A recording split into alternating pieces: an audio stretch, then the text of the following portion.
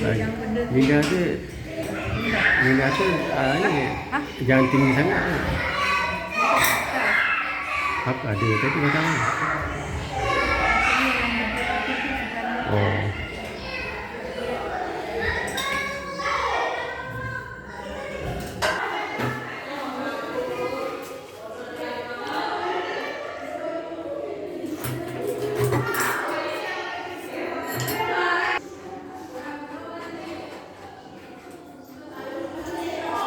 Buat video je.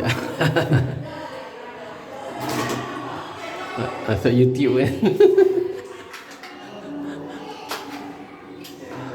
Pok Rahim jadi terkenal ni.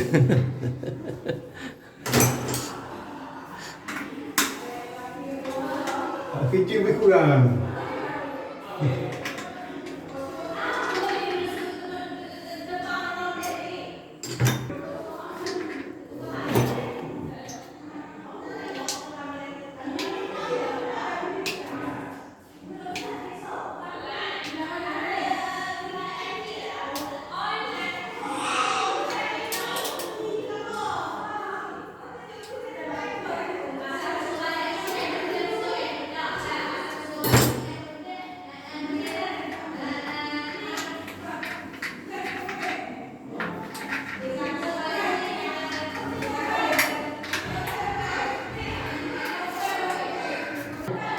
Apalah nanti kita jumpa je. Selalu ambil barang tu.